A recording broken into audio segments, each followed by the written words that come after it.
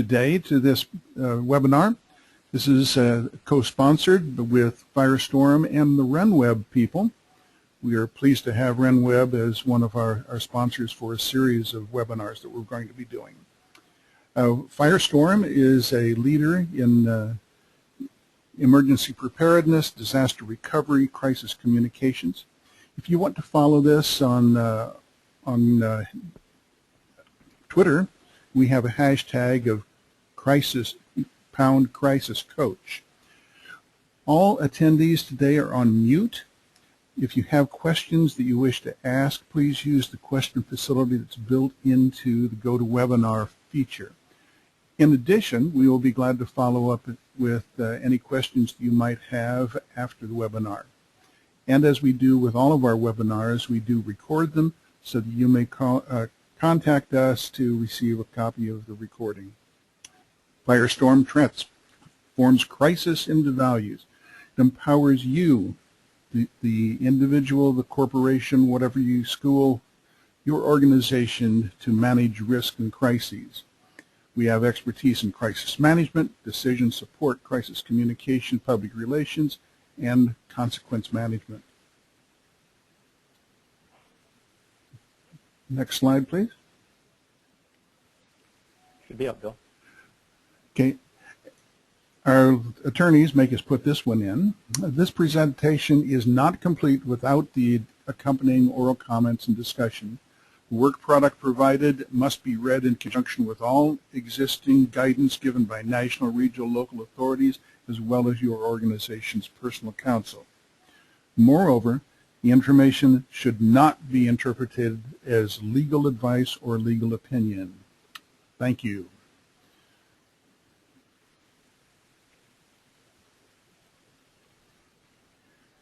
RenWeb is our co-sponsor today, and we do have Ginger Reed with us to introduce. This is going to be the first of a series of webinars presented in conjunction with Firestorm and RenWeb, discussing all facets of emergency preparedness. Today's speaker is Ginger Reed, and Jim, could you say some things about Ginger? In fact, I didn't think I'd get to speak this early, but that's wonderful. I met Ginger and RenWeb earlier this year, and we're very excited that they're underwriting this webinar education series around school safety and school violence and school continuity of operations. RenWeb is clearly a leader in this space in providing the software that you need to run your school and to coordinate. And we're all afraid of having to make that phone call to a parent that a child isn't going to be coming home that day. And I'm very impressed by Ginger and the work that she's done there in her role both in product management and the RenWeb University. So Ginger, if you don't mind, why don't you talk a little bit about RenWeb? I know we've got RenWeb users on the line, and why RenWeb is supporting this educational series.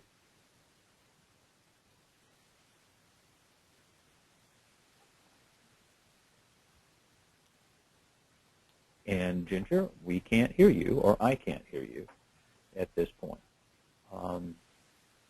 So Ginger, one of the joys of doing a live broadcast is it's a live broadcast. So Ginger, if you can come back, that'll be great. If not, I'll continue on. As you see on the screen, that the Crisis Coach webinar series has been underwritten by RenWeb, and they've in fact been powering schools since 1998. Ginger and I had a conversation just a few minutes ago about we have an individual who's going to be viewing this webinar on the recorded side because he's in Thailand. At the time of our broadcast today, it was 2 a.m. in Thailand, and he decided that while it was exciting, coming and being awake and involved at 2 a.m. was a little much from that standpoint. When I think about RenWeb, the slide that you see up now, that it's powerful, that it's what you're looking for in an information system to run your organization in school. And around the circle with powerful, integrated, affordable, and easy, I think are great components as we go forward. And there's specific applications that we're going to reference a little later today about how the RenWeb system will help you and your school manage the vulnerabilities and threats that you're faced with every day. So as we move forward, we start most of the presentations, and my name is Jim Satterfield. I'm the president and founder of Firestorm, one of the founders. We started with an update of what we see going on these topics each week. So as we do the one next month, we'll give you an update from that standpoint. Here, as we think about it, are some of the things that we're seeing that underscore what we're doing. We clearly have had this week the anniversary of 9/11 and what that means to all of us as we think about the exposures that our students face on a regular basis as those have come together, and the fact that most of our children that are in schools don't remember 9/11. It's a piece of history instead of a part of the personal life that we're all seeing. Communicable illness remains a threat. We had a church in Texas, megachurch last week with a measles outbreak, and it shows the need to have a communicable illness within your school, communicable illness program to address that. We've had a change in the Homeland Security Secretary. Napolitano has moved on to head up the school system in the state of California at the university level. And as her parting comment, she talked about the fact that there's no 100% guarantee when we think about Homeland Security or security in general, and more specifically, and Homeland Security is very focused on a cyber attack that would take out the electric grid. With no electricity, we obviously have no communications. We lose our water purification. And they're forecasting that such an attack will be significantly more severe than 9/11, and it would, in fact, lead to an unprecedented disaster. We're seeing flooding. Last week we had flooding in Las Vegas. This week is flooding in the Colorado area with intensive rain. Flooding, by the way, is a word that I would not normally have associated with Las Vegas. Hurricane season has been lower than expected this year. We still have a window of vulnerability for the next 45-plus days in that area. But one concern coming out of that is apathy. If people feel that this is not going to be an issue that will be of concern, they're going to not respond the next time that an evacuation is called, and action needs to be taken. School violence, unfortunately, will probably be a topic on our update each time we do one of the webinars, because it's a continual threat. We had a near miss last week in Atlanta, school stabbing in Texas, and then as of late yesterday, we had threats of schools in Washington State, with 6 schools having to be closed because of those threats. This whole area of violence and identification of vulnerabilities and risk are an area that we will be talking about today, and we'll continue to talk about it in our following webinars. The situation in Syria is certainly on a national level remains a priority for us to be focused on. The use of chemical weapons, the confusion of who did what, when, and the tie-in there, the red lines that was drawn, the question of would there be an attack. There have already been attacks from a technology standpoint from Syria onto U.S. assets like the New York Times, and we've seen a significant increase in gas prices. So one of the things when these events occur, they have impacts beyond the immediate area for us to focus on and to think about. And lastly, the wildfires that we've been seeing, and we clearly see the fire indications that and the impact that those have, but it has implications on the availability of water, particularly to the San Francisco area, and has an impact directly on the power grid for the West Coast. So as we see this, crises and disasters and disruptions are on the horizon, and it leads us to the reason why we need to plan in our schools to be prepared. So as we think about each of these things, Firestorm follows a predict, plan, perform process. Predict what the vulnerabilities and threats are, what their impacts are, how you monitor for those, and then the triggers to activate your plans. The plans come from a variety of different areas. Violence is clearly a planning area for us, our emergency plans, continuity of operations. What plans do we have placed within our schools? And we're seeing one of the fastest growing risks that we all face is social media risk, and the need to make sure that we have a program there that can identify and help in those processes. And then finally, under perform, it's the training, it's the exercises that we do. And We'll do special sessions later talking about how those should be designed and dealt with. It's the supplies that you need to have in place. It's the monitoring that you need to do. And then finally, it's the actual crisis management if these events occur. So the RenWeb Firestorm webinar series will address all of these facets in the coming months as we carry forward. There is an opportunity for you to make comments and questions. And so if you will share topics that you would like to see more thoroughly explored, we'll be glad to do so in future coming events. When we think about disasters and crises, we find that there are 5 common failures that occur. And while we're not going to focus today solely on operational issues, it's certainly worthwhile to make sure that you have these as a frame of reference as you're thinking about the plans within your school.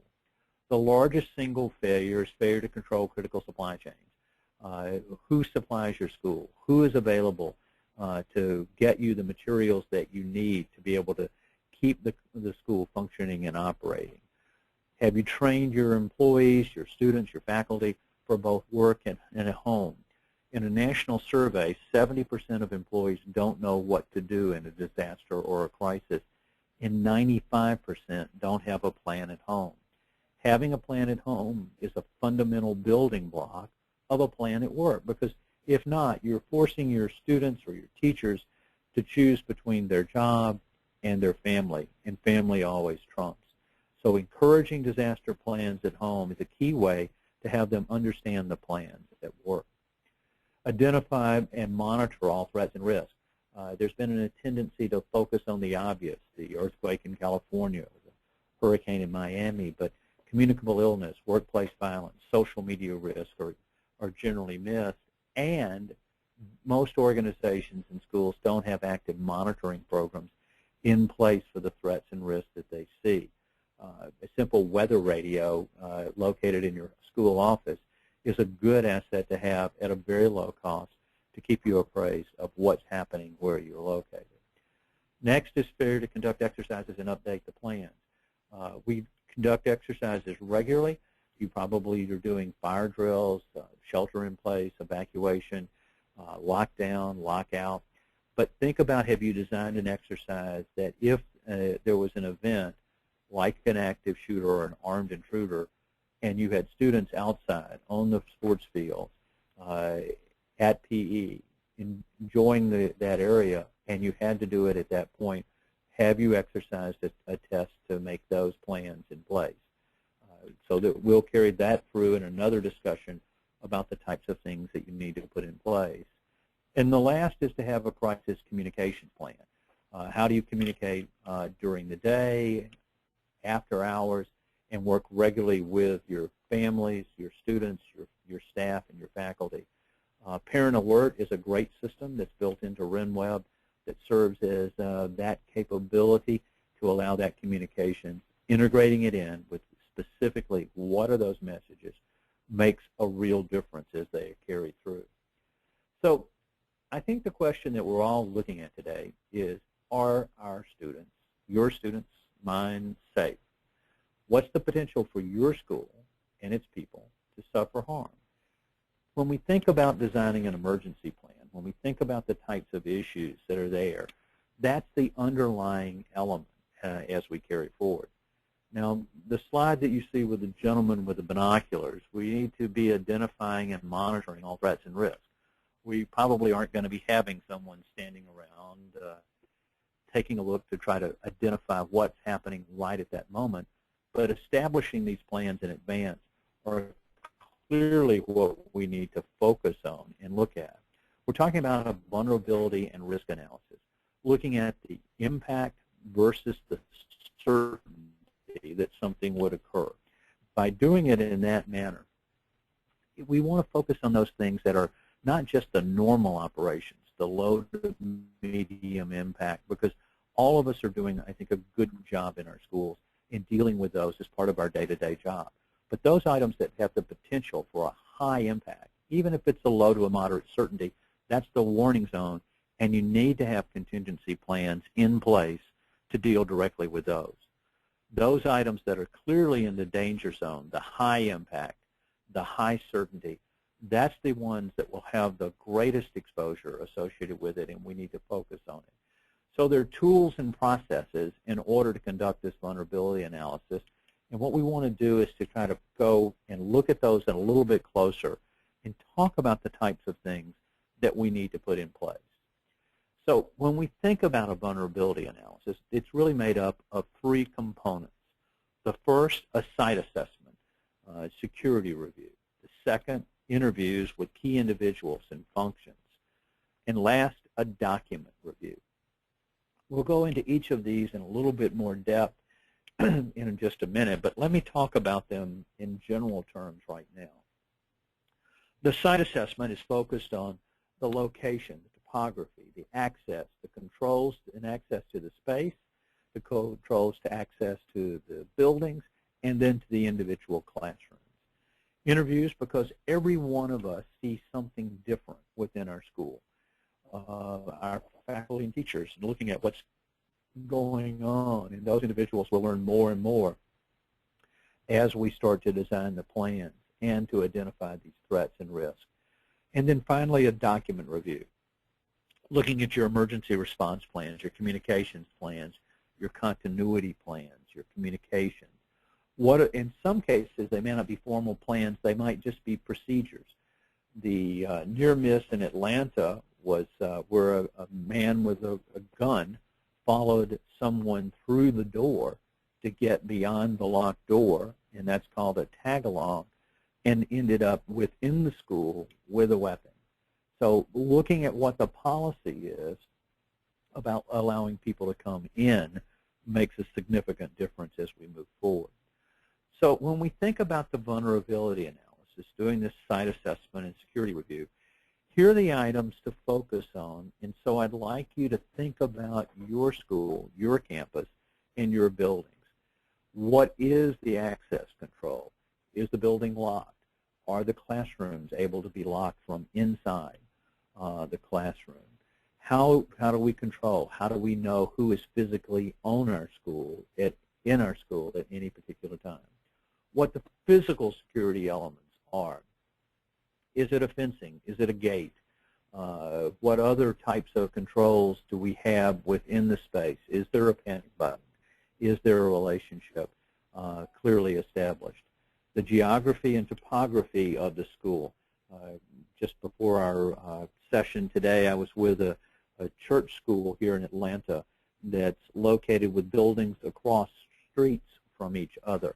And so just the layout of that land presents an exposure for control on that particular campus and how they would carry together.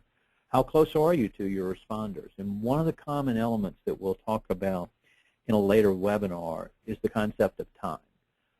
When we make that 911 call, there will be a lag time between the time the call is made and the first responders arrive on scene. We're very fortunate in America to live in a country where people run toward the fire, run toward the shots, run toward the sick people to help and the injured at that. So our police, and our fire, and our paramedics are a real blessing to us as we look at their capabilities to respond and control. So have you worked closely with your first responders in your area? And then lastly, when you're doing the security review and the walk around the campus and understanding what's the monitoring capability? Are there cameras? Are there good lines of sight? What type of surveillance programs are put into place? There's a very long checklist to look at these types of areas, some 13 pages long, as you're starting to try to identify and create an analysis. And the reason we're starting here with doing this vulnerability analysis is it's the beginning point to build a plan. You need to be focused on what are the vulnerabilities, what are the threats that we're facing, and then let's talk about designing our plan to be able to resolve and address those. So after we've done the view of the campus and the school, we want to start looking at interviews and policies. Hiring, what are we doing? Are we doing background checks? How often are we doing it? Are we doing it on volunteers as well as additional staff? How do we handle discipline and termination policies? last year, unfortunately, there was a private school where a teacher was terminated, went home, got a gun, came back and killed the headmaster along with themselves. So having these processes identified in advance makes a significant difference. Visitor policies and procedures, controlling, knowing who is on campus and what their rights are. Again, another feature within the RenWeb system is the ability to note which parent can pick up the children. Is there a restraining order? Is there a situation where this child should not go with someone else? So managing those events become extremely important for you as you come through those aspects. Emergency response protocols, lockdown, lockout, evacuation, all of those elements, and we'll go through the standard response calls in another session that we'll be doing to step through and look at that. But there's a national response protocol in place, and we strongly encourage that that be something that you adopt within your system. Looking at notification and communications, we've already talked about parent alert, but the use of paging systems and communications and message mapping. What are your 3 key messages to each one of your stakeholder groups for each one of the vulnerabilities and threats that you've identified? We find that many times things break down because those messages are not designed in advance. They haven't been thought through, so that you know what your 3 key messages are and you will state. It is always easier to edit than to create. And so looking through those aspects make a tremendous difference as it comes back. We know that in every event where there's been an active shooter at a school and the school says don't come, that's translated in the parent's mind of how quickly can I get there and go to those areas. So planning your messages in advance and having that established makes it significantly easier. Also training everyone to look for warning signs related to dangerousness or suicide or drug use or violence or bullying or sexual assault. All of those aspects have to be trained and monitored in looking, having the ability to have reporting both bystander and anonymously within your school. This is the monitoring element that becomes so very, very critical associated with what you're doing.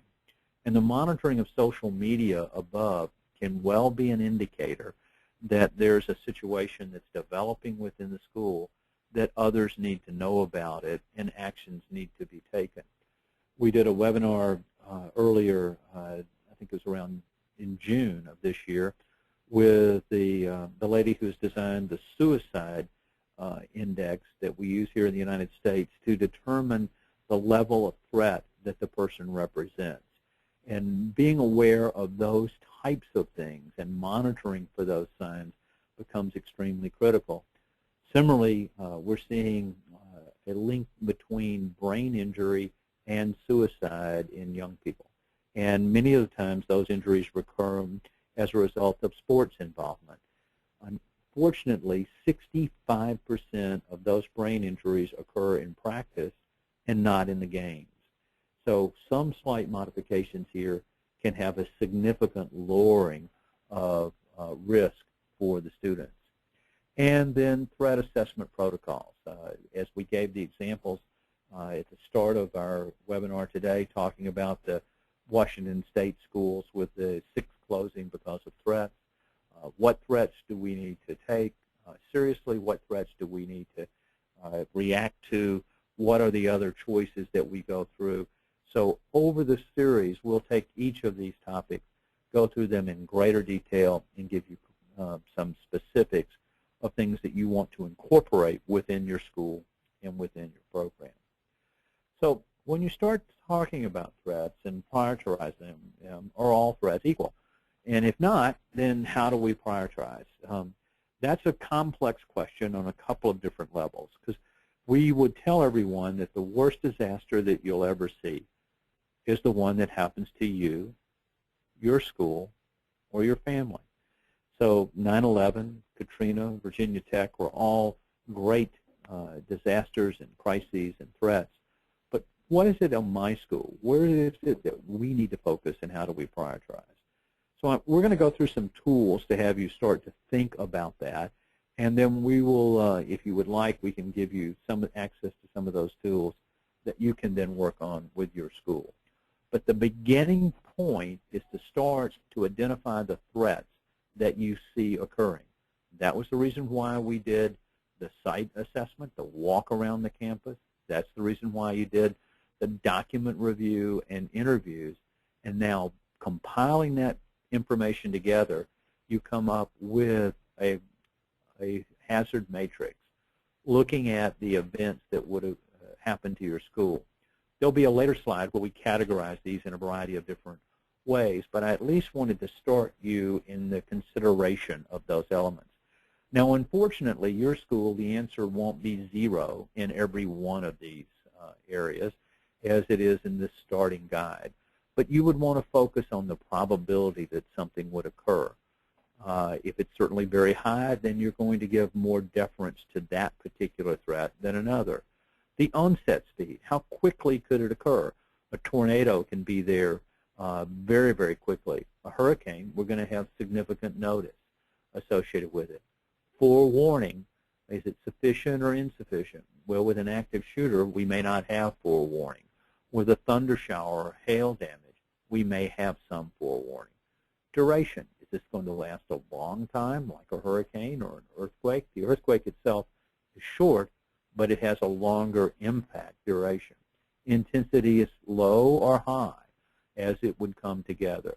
And then we look at the impacts, both on people, property, business impact, and you would think about business impact in terms of our ability to operate our school. Totaling and averaging those and then doing the multiplier effect, that will give you a numeric value in the last column, which is a way that you would begin to say, gee, we're much more focused on that threat than on another. Maybe you're in an area where there isn't a wildlife exposure.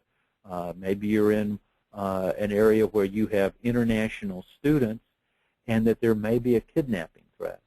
At the RenWeb user conference in Dallas a few months ago, we were talking with a school that had a student who they were under a kidnap warning for because his brother had been kidnapped from another school. So looking at those threats and understanding them, because that would have an impact not only for that individual student, but it puts the other students in the school equally at risk. So when we think about the United States, we divide it into 4 zones, and there's a little lag on the communications of this as those come up on your screen. So as we think about each one of those 4 zones, I'll stop and specifically talk a little bit about them. The first in the zone 1 is the national zone. That's something that could happen all across America or your country at one time. As you think about that, what type of an event would that be? A pandemic. A communicable illness outbreak is an example of something that would affect the country as a whole. We saw this a number of years ago with the swine flu threat as it came through, and in fact some local areas had significant illnesses and student absentee levels that caused that to be a problem. But a national threat will generally have much broader notice and be one that you'll be more aware of.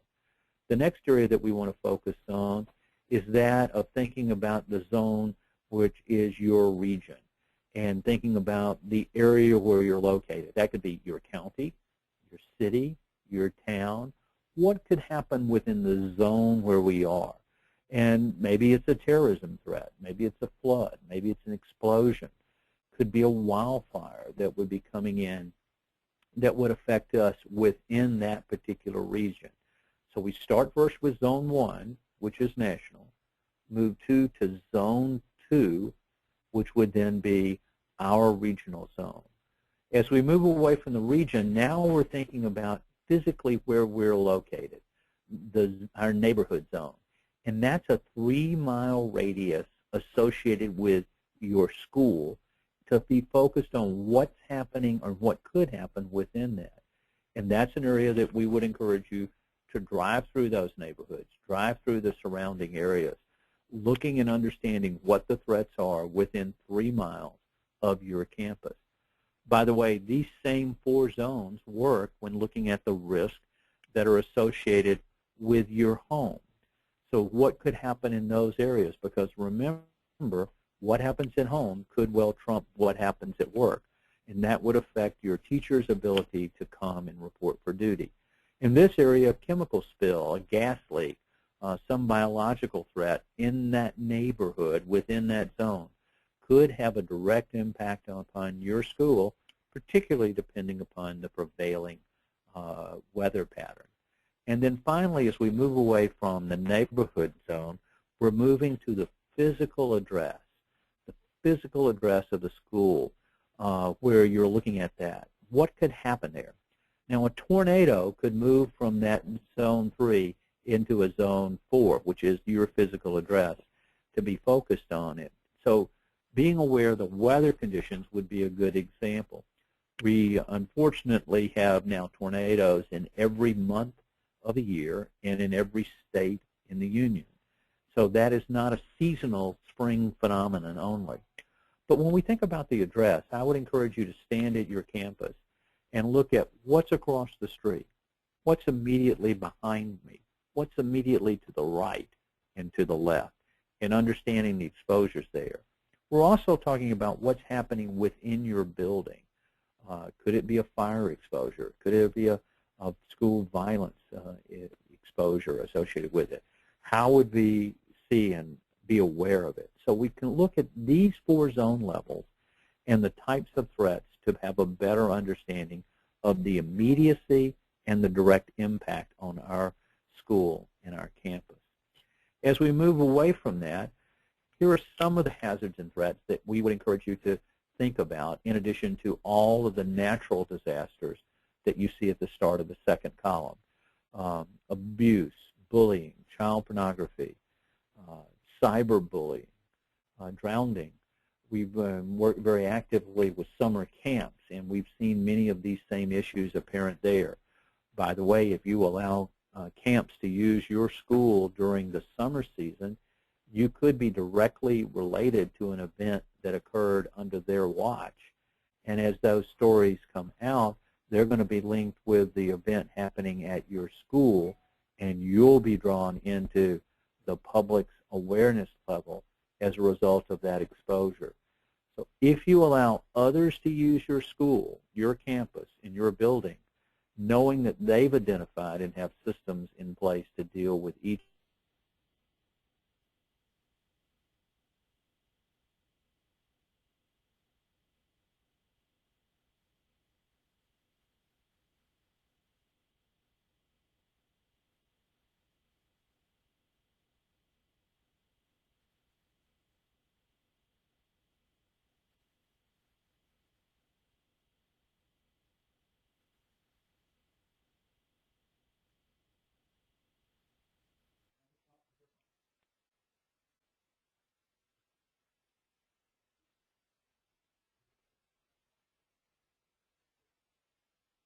Karen, if you're monitoring, if you can't hear or you can't hear, just send Bill a note and let me know. So as we're talking then about these particular threats and exposures, those would be all of the elements that you would look at. I would also encourage you to think about things that come from your suppliers and vendors. Remember, as we talked and started today, that water or exposure or food contamination, anything coming from a supplier is a potential risk that you need to be aware of within the process. So as we think about that, and you've come up with this numerical rating system, then you would take this type of a hazard threat matrix and start to map them. And you'll see in that green area, these are lower exposures and lower threats for you to have at that point in time. And as you move up into the neutral areas, and then finally into that red square, which is an indication that that's an extremely great danger, and that would be back in that danger quadrant that we'd shown you at an earlier date. So what I would encourage you to do is to do your vulnerability threat assessment, list the information, and then share this with your staff. Have them give you their inputs. How do they feel about it? How do they think? Would they have put this in this area or in those areas? Clearly, anything that's in the red area or the immediate adjoining goal, you want to make sure that you have plans in place, that are actionable, that people know what they're supposed to do, that they're able to respond and deal with each of those exposures as they come through, as well as making sure that you've tested those plans in each of those areas. Now, outside of the grid is a box that's labeled Black Swan. A Black Swan is an event that has not yet occurred. It's an event that's outside the normal consideration that you would have within the spectrum of who you are and how you would operate. And so those types of things will happen. They're going to be unusual. They've never occurred before, but it is the type of thing that's why you need to have your plans and your procedures in place, so that as you drill, as you understand, as you practice, then you'll be ready to deal with those that are the outliers that are occurred. If it's happened before, then it's not a black swan. From an actuarial and an insurance standpoint, we call those elephants, because it's like the story of the elephant in the room, the event that's so horrific, so large, that you have to have the ability to take and deal with it when it occurs. So clearly an active shooter is in fact not a black swan at this point, because that has happened. It's going to continue to happen, and we see as communities become sensitized or desensitized, it's much more likely to happen in those areas. Additionally, we've seen a direct link between having an event in an area and then having a copycat that occurs immediately thereafter. We want to design all of your vulnerability analysis around all threats and risk, not just that of an armed intruder or an active shooter as we go forward. So when we think about that, and we're trying to decide along these axes, and these are Likert scales, for those of you who've done lots of research and thinking about a 5-point rating system, and most organizations are easily have that capability. And so as we think about it, when we think about impact and certainty, and as you go through to determine it, we use terms on impact like, is it going to be insignificant? Is it going to be minor, moderate, significant, or catastrophic? You'll also see now that there are definitions of what those terms mean. Insignificance, no impact to people, property, or camp operations. This was a chart that we had done for a camp to help them understand their operations. In your situation, clearly it would say school. Now, if you compare that impact severity with the frequency aspect with it, Bill, I'm getting a lot of static from you. Hang on one second. I apologize for the area. Whatever you're doing, you're creating more. Okay, I'm back. We were trying to correct that problem and made it a little more exciting for everybody. So when we look at this, hang on one second. Bill, your mic is open. Okay. As we look at that from a certainty standpoint, it's rare, unlikely, possible, probable, highly probable. So you would focus then on the impact, what is it going to mean to us, the severity, and then the frequency, which gets us into the certainty of associating with it. Those would be the ways that you would organize the vulnerabilities and threats that you have identified on the earlier pages. Now, lastly, as a black swan, I would encourage you to have a session to talk about what would that look like. What would it be that would occur within our school that we need to address and what we need to do? Now, as you break these hazards together and we think about them, we divide them between natural and human-induced. This is another way to look at them, and you'll see them listed here on the chart. The left-hand column would be an example of natural disasters. This is not an exhaustive list that we've shown you on the slide, but it certainly would be a good one to you to think about, and particularly as you think about those 4 zones that we talked about. So a dam failure within the neighborhood where your school is located is much more severe than one that's located outside of that's maybe more in your region. Then we think about the human-induced. we certainly see all the other factors that could be listed. And we've seen now all of the buzz that are coming in with the drug Molly. And have you seen Molly and what's going on in those areas? And the impact on those are certainly disproportionately tragic as we move forward.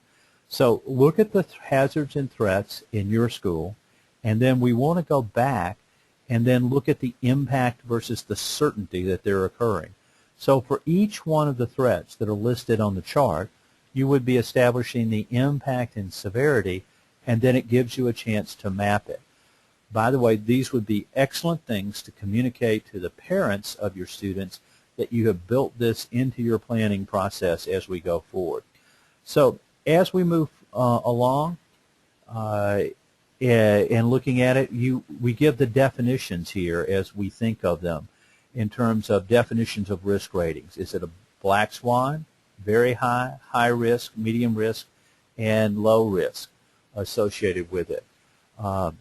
And then normal operations then go down into that medium and low risk area. So as we're thinking about the things that we really don't have any choice that we must address, it's the black swan, the very high risk, and the high risk areas. As we continue to move on and think of it, I'd like to take us through a little bit more of a discussion on violence. That's the area that's the most difficult for a parent, and it's a parent's worst nightmare. When we had the penetration in the Atlanta school with the armed intruder that was very successfully talked down by a lady in the office, and she did a truly remarkable job to make a difference in those areas. That's what a parent is most concerned about. But how does that risk, is that a real risk? Is that just a perceived risk? What are the numbers that back it up as we associate it with it? Well, there are 7 deaths annually for every 10 million students. And if you look at the probability, that's an extremely low probability. But remember our conversation at the very beginning, that the worst disaster is the one that happens to you or your family. The tragic shootings at Sandy Hook was a parent's worst nightmare in that look, in that expression. In 2010, there were 518 individuals killed due to workplace violence. There's always a lag in the annual reporting of statistics. 77 were multiple homicides. We spoke with a school that had double homicide where 3 of their graduates had killed 2 other graduates from the school just recently. Increasing of killing workers has moved up in that period of time, as you see on the chart. And again, this is coming out of the Bureau of Labor Statistics. When we think specifically about schools, these, as we think about looking at what happened in the teens and the 50s or the 60s or the 80s, down to what's happening this decade, I think you're starting to see a significant uptick that have occurred. And that's the area that's going to continue to get the awareness level as we think about each of these when we look at the school shootings. There's also some interesting linkages as we're thinking about businesses and environments. OSHA states that there are over 2 million reported cases of workplace violence each year in the United States. Now, some of these could be minor, some could be physical. They range from behaviors of concern to threatening behavior to physical injury and death, as you see on the little thermometer to the right of your page.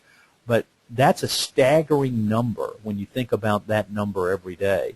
That's why it shouldn't be a surprise to you that you're seeing on the nightly news the stories that happen in each one of the work environments. And then lastly, when we think about the number of bullies in school, and we look at there are 2.1 million bullies and 2.7 million victims in American schools, that's in addition to the 2 million cases of workplace violence that are reported annually in the U.S. An interesting order of magnitude correlation is the 2 million cases above with the 2 million bullies in school. That's why the monitoring becomes so important. That's why knowing the trigger signs, knowing the escalation of behavior makes a big difference as we think on it. So who are these workplace shooters? They generally are male. You see the statistics out here. The majority of time they're a single attacker. Columbine was an exception to that. And in many cases we find them committed by current or former employees. Who are the school shooters? An internal versus an external threat. Again, predominantly male, predominantly white males in those age ranges. 75% felt bullied. We highlighted that just to find it of interest. But if you go down this, look about halfway through, and you'll find that 2 out of 3 had never been in trouble. So that meant that the warning signs were not there, or at least were not caught early enough associated with it. And so as you think about it, there's an opportunity here for us to carry this forward. The Secret Service has done a phenomenal job of coordinating and helping in this area of school violence. So impact and certainty. Now that we've been thinking about school violence and the active shooter, I'd like you to think about how you would rate that from an impact standpoint. And I think we would all agree that an active shooter would be listed in the catastrophic level. If you had a shooter at your school, it would be catastrophic. If you look at the certainty, though, it's probably going to be occurring at a very rare level or a very unlikely level. So it's going to fall on this chart in the upper left-hand side. It would either be in the catastrophic rare or the catastrophic unlikely. Does that mean we don't have to worry about it? No. We will, because the risk is so horrific, we want to make sure that you have plans, policies, procedures, and drilling that goes on to maintain it. So think about your school. Think about the 4 zones. Think about the vulnerabilities and threats. Look at the frequency and the severity. Look at the impact and the certainty, and start to map that. And it would be the beginning foundation. In our next webinar, we're going to be talking about why plan. A crisis is an event which has not been fully examined, doesn't have a plan, and you can't mitigate it. I will also tell you that a crisis is not going to be business as usual in your school. A crisis is going to be business as unusual, and planning and preparing for that is a significant difference. Quick case study to talk about Virginia Tech and the lessons learned there, and it's the definitive example of workplace violence as we see it. And if you've never seen the campus, it's absolutely beautiful in the rolling hills of Virginia. Looks very Ivy League. But it quickly morphed on April the 16th and then April the 17th into the picture that you now see. 324 media outlets, 140 satellite trucks, 1,500 reporters, all hitting that campus at the same time. If that shooting had happened at your school, you would expect a similar level of response, and no one can be prepared for that. It was a physically intact campus, but a highly traumatized one. And so those impacts were directly upon the faculty, the students, the staff that were there. We had reporters who went up to the students saying, we know you're not coming back to Virginia Tech next fall. Why are you not coming back? To the faculty, what did you know and when did you know it? To the staff, administration, why didn't you do lockdown? Why have you not fired the president? So the attacks will become very personal because as the media is focused on those knowledges. We had a reporter who dressed as a Catholic priest who went into the hospital to try to interview the students who'd been shot. We had another reporter who went up to a family doing the memorial service for their child and tried to conduct an interview. It's an environment that no one is prepared for to handle at that level. It's clearly not business as usual. We were fortunate enough to be called by Virginia Tech to come and help them in that period of time. We had 12 people there for 10 days. We supported them through the messaging that they would not be defined by the event, that they would invent the future, that they'd embrace the families. And by the way, if you're taking notes on our call today, I would encourage you to write down those 3 messages. We will not be defined by the event. We will invent the future, and we will embrace the families. Those three themes can be adapted for you if you have to work in messaging at this point. Let the responders talk about the actual events. You want to talk about what the impact is on your school and how this is not who you are and not what you're in place, and that you're going to put policies and procedures in the future to make a difference, and that your heart goes out to those that were injured and those that were involved. And then finally, you want to focus on metrics. What are the key metrics in you managing a crisis and looking at the event that's happening in your school? At Virginia Tech, the shootings occurred on April the 16th. The deadline for decision was May 1.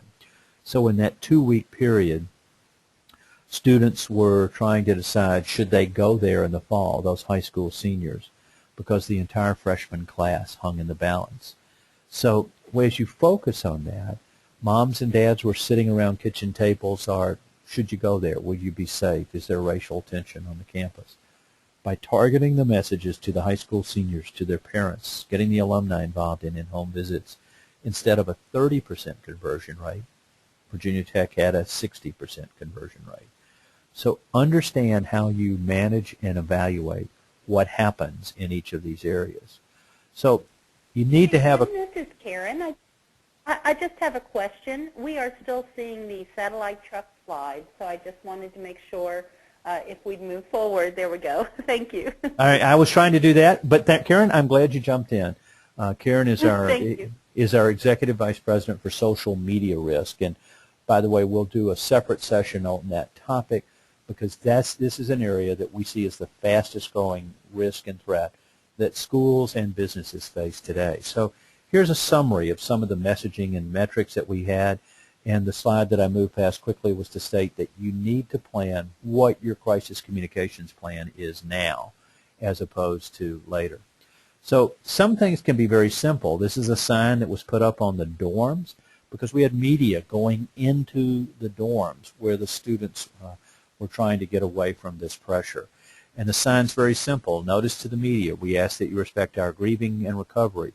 Please no media beyond this point for interview requests and a phone number. The power of that simple sign made in the Virginia Tech sign shop was that it empowered the students to explain to the media that they were not allowed into those buildings. So I want you to think about how you're going to control access to your campus. What is your message that you're trying to do and to maintain and go to directions? And in many cases, not sending out a press release or a communications may well be the right step for you, depending upon the exposure that's been occurred.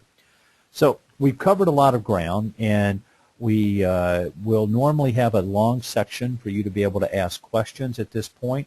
Bill, I think you've stepped away. Do we have any questions that have come in particular to look at? I would encourage you to check with your contacts at RenWeb and let them know if there are issues that you would like to see discussed more or explained as we do these in the future. In our session next time, we're going to be focusing on the whole planning process and looking at it. I think you've already made some great decisions for your schools, and one of those decisions is the use of the RenWeb software to be able to run and manage your school. So, Bill, what's the question here? Okay. Can you repeat those three critical questions again that you were talking about? Oh, messages. The three messages again, and Deborah, go ahead to repeat those. The first is that you'll not be defined by the event. So the tornado that struck the school, the shooting that occurred, whatever it was, that's not what your school is or about. So will not be defined by the event. Take that, edit it to fit your need and your situation. The second message is that you're going to invent the future. We're going to put procedures in place to make sure that this doesn't happen again. We're going to look at this. We're going to learn from the areas.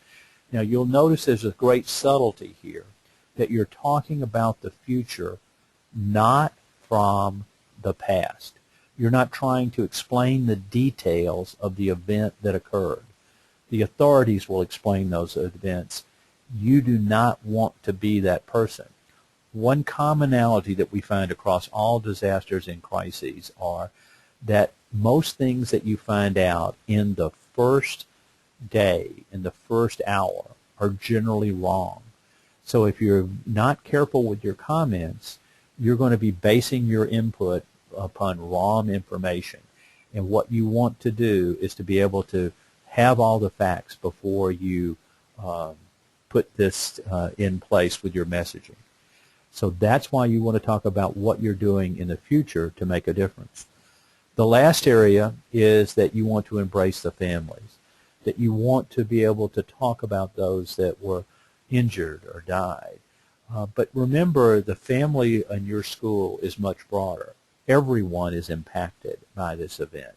It's not going to be business as usual the next day after the crisis.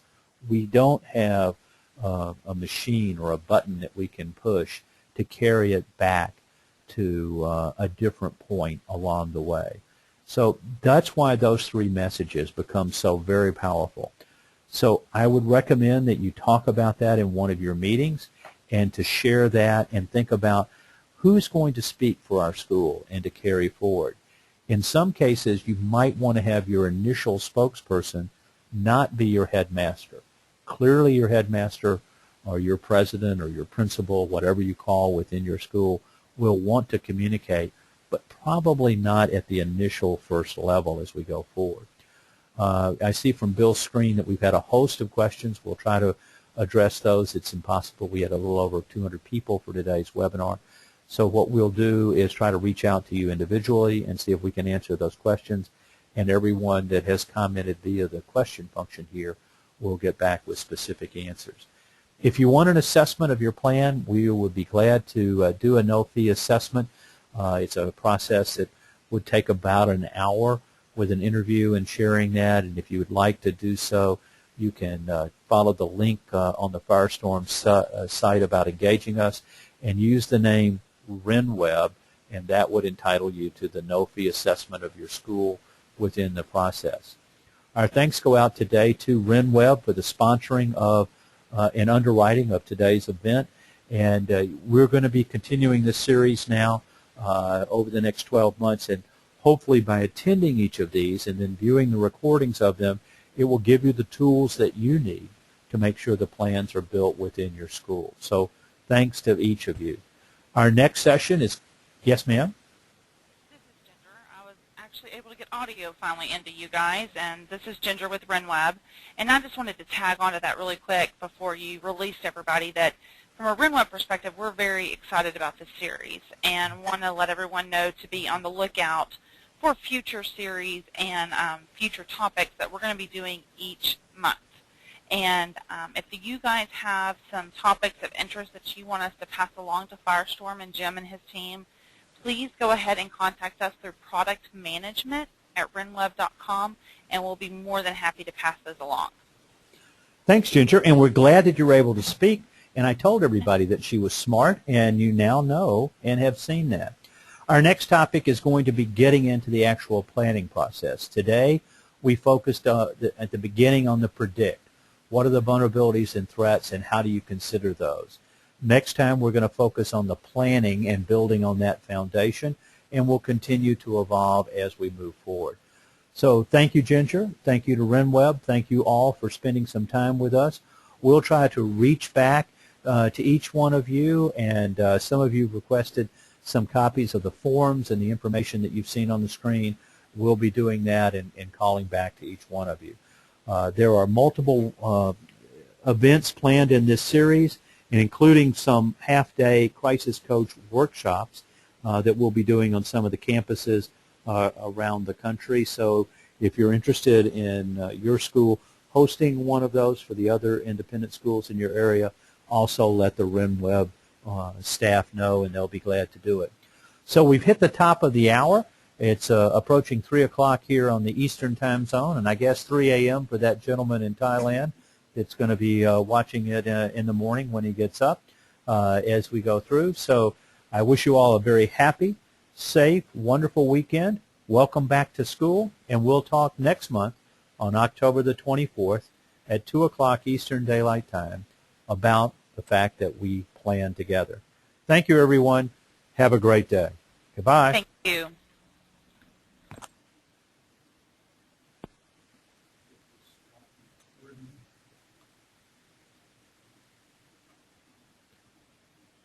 I hit end my webinar. Is that okay?